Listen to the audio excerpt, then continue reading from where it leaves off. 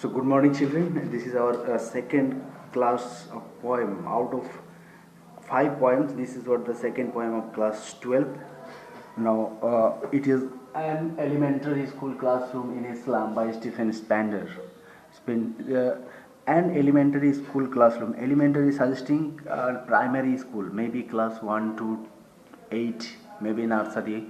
So up to 8, that is what 14 years of education free and compulsory by our Indian government. That is mainly suggested that elementary school. Na?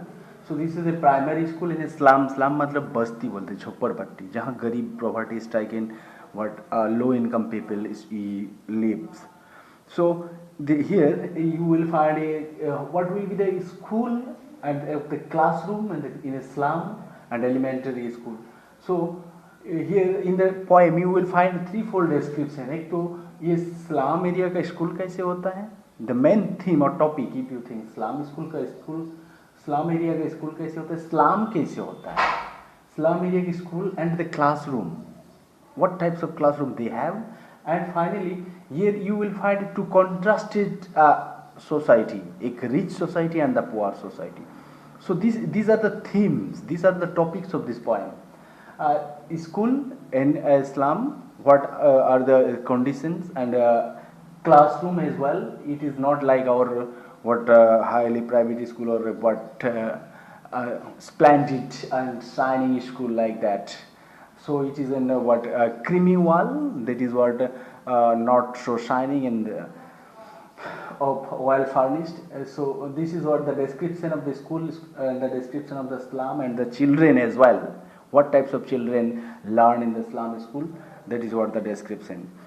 So first, in the first part of the poem, you find a description of the children, the thin but malnourished children of the slum who never got full meal. So what happened? उन लोग का physical appearance का description, even what they inherited the disease from their parents, क्योंकि that poverty is stricken, unhealthy atmosphere and malnutrition, all these things created an unhealthy and weak disease affected body. Paper swimming boys, reds eyes, ये सब words वहाँ पर use हुआ. Paper swimming so thin of their physical appearance, and red's eyes, it is the unsettled conditions of their mind, always moving like in the red, क्योंकि they have their problem where to stay, what to eat, how to live, nothing is fixed for them. Even after that school, at the last part described what happened with them, what types of work waiting for them, what types of income waiting for them, what type of life waiting for. That is really pathetic. Even the poet goes so far to describe their life. That is what it started in darkness, foggy life. That is what uncertain, unhealthy atmosphere of slum, and it end in darkness, complete darkness में उसका life खो जाते हैं, अंधेरे में खो जाते हैं. So that is what the children and their life, that is suggested here. And here contrasted image of the high society and the poor society. High society, that is what for the rich. Where in the classroom description you will find a creamy wall and the broken windows. Even the wall में एक William Shakespeare का picture hang हुआ है, but वो picture meaningless for them, because William Shakespeare is a great writer of English literature. In an educated society, he is a really great writer and valuable person. But if you think about in that poverty-stricken slum dwellers, poverty-stricken slum dweller के पास वो image कुछ मायने नहीं रखते. That is what an useless image for them. That is what hanged on the wall in the slum school classroom. That is a dark, that is gloomy, not clear light at all. वो जो classroom है उसमें clear light भी नहीं है, shining wall तो colouring नहीं किए हुआ है, तो उसमें one types of broken uneven walls जिसमें लाइट भी रिफ्लेक्ट नहीं होता, एक्चुअली लाइट है ही नहीं. तो इस क्लासरूम में वो विलियम शेक्सपियर इवन एक वर्ल्ड मैप भी दिया हुआ है वहाँ पर एक क्लासरूम में, बट वो मैप ऐसे एक वर्ल्ड को डिपिक्ट करते हैं जो वर्ल्ड रिच पीपल के लिए है, ये पुअर स्लम ड्वेलर्स के लिए. उस मैप में इन लोगों का स्लम बस्ती को नहीं दिखेगा, क्योंकि that is what not included in the map or that globe created by the rich society. So a contrasted image of two society presented together here, rich and poor society. That is what the description of the children classroom and that contrasted image of that. And at the final part of the story part poems, the poet requested the inspector, the authorities, the government, to take care of them, to give them light, give them shining, give them opportunity to study, and even he also requested to give them voice to raise. उन लोग अपना voice में अपना history लिखने के लिए उसको word environment create करो, और नेचुरल एनवायरनमेंट में नेचुरल तरीका में अपना हिस्ट्री उन लोग लिखेंगे अपना लैंग्वेज में. जो हिस्ट्री बुक हम लोग पढ़ रहे हैं जिसमें इस्लाम डुएलल का हिस्ट्री नहीं है, वो हिस्ट्री उन लोग का नहीं है. ये जियोग्राफी जो पढ़ रहे हैं क्लास में वो उसको नहीं है. ये वर्ल्ड जो वर्ल्ड का मैप दिया है वो वर्ल्ड का मैप में उन लोग का दुनिया नहीं दिखाता है. तो उस स्टडी का क्या जरूरत है? That is what the request of the poet.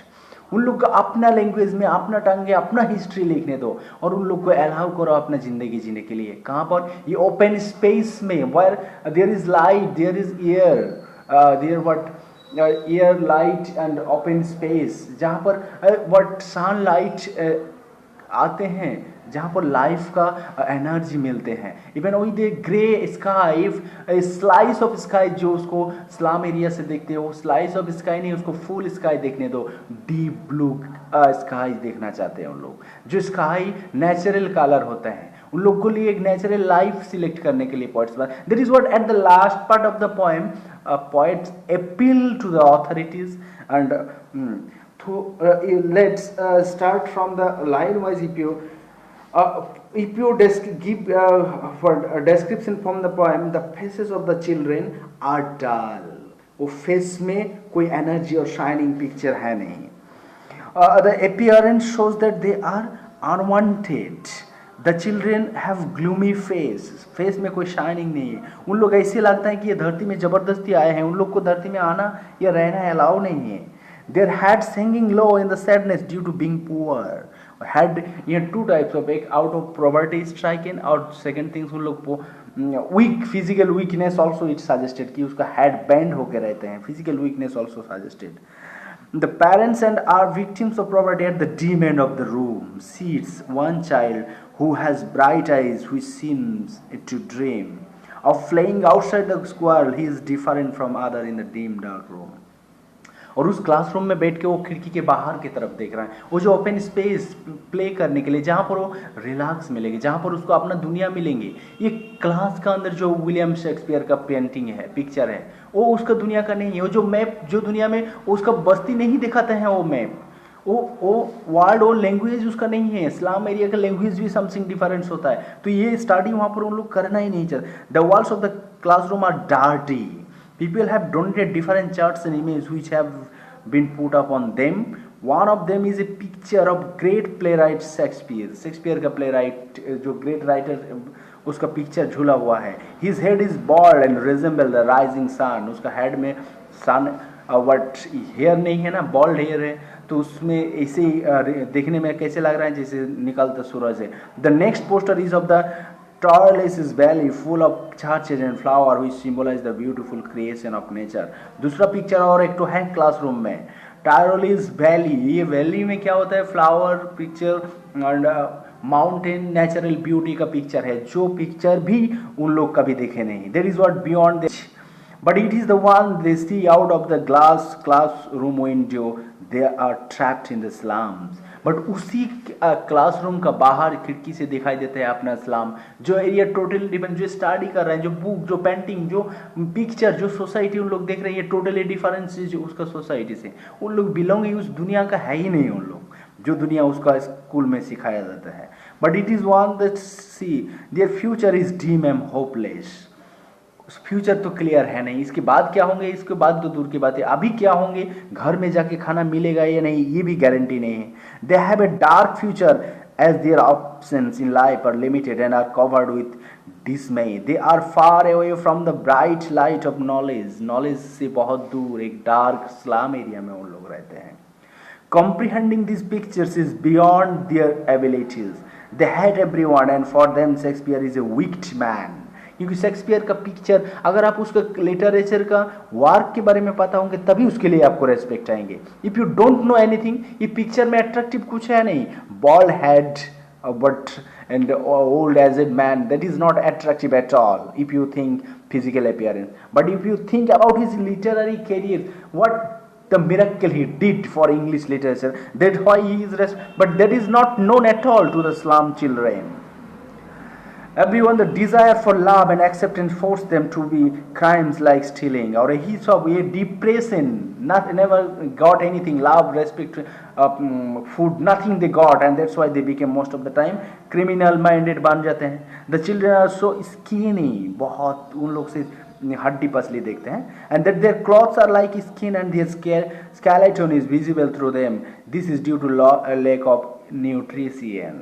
उन लोगों को प्रॉपर न्यूट्रिशियस खाना नहीं मिलता, इसीलिए स्केलेटन दिखाई देते हैं, हड्डी दिखाई देते हैं। They have one looking glasses made of steel which are cheap, heavy and uncomfortable. उन लोग जो ग्लास पहने हुआ है वो भी टूटा है, स्टील का है, अनकंफर्टेबल है और ज़्यादा भारी है। Their chance of fulfilling their dreams and moving out have been further reduced by building bigger slum. Until they come out of the slum, they will never know what the world look like. तो उन लोग जब तक नहीं ये slum area से बाहर आते हैं, दुनिया को देखते हैं, तब तक पता ही नहीं चलेगा दुनिया है क्या। The governor, next last part में जो मैं बताया, पॉइंट अपील कर रहा है अथॉरिटीज को, गवर्नमेंट को, इंस्पेक्टर को, कि इन लोग के लिए एक एजुकेशन का एनवायरनमेंट दिया जाए। The government system which makes this slum is the cause for these people to live in them. The education system is such that it forces them to live in these slums. They are not given the right to dream beyond these slums. इसे उसको opportunity कभी मिला ही नहीं ये slum area का बाहर सोचने के लिए। वो डार्क अनहेल्दी एटमोसफियर से उसको बाहर एक अच्छा दुनिया है, इसको कभी अपॉर्चुनिटी मिला ही नहीं। They have been restricted to the slum. उन लोग वहीं पर destined to be there throughout life, generation wise उन लोग स्लम में ही रहते हैं।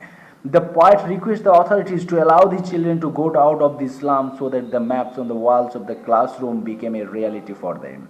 तो उन लोग को अलाउ करो ये स्लम एरिया से बाहर जाने के लिए, ताकि उन लोग देखिए जो क्लासरूम में जो मैप है वो मैप दूसरा दुनिया का नहीं है, इसी दुनिया का है जिस दुनिया में उन लोग जीते हैं। The should be taken to the green field rather than the dim slum.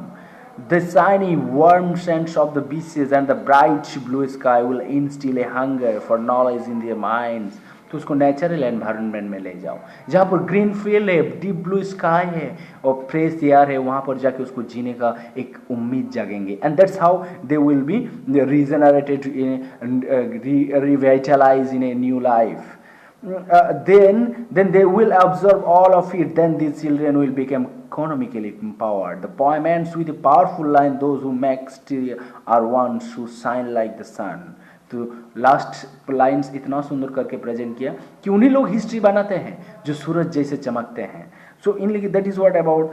And if you thinks about Stephen Spender, poet in English essayist, that is what is from Britain, 1995 तक, that is what 20th century's writer had taken interest in politics and so he declared himself a socialist, pacifist, politician था, socialist था, वो social issues के बारे में ज़्यादा लिखे हैं हम लोग का poet Stephen Spender.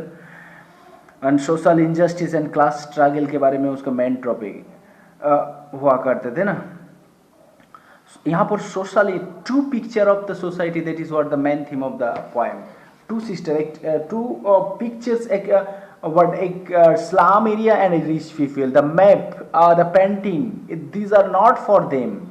The education, the syllabus, that is also not for them. That's depicted that वो high domes, large building का mention किया हुआ है जिसमें rich people रहते हैं, वो well educated, knowledgeable people रहते हैं। A contrasted picture of rich and poor society, that is what presented here. And the slum area, unhealthy atmosphere, without food, malnutrition, not at all the fresh air, drainage system, nothing like that. That is what the poor society presented here, from whom the children of slum schools belongs to. So two society presented here. You have to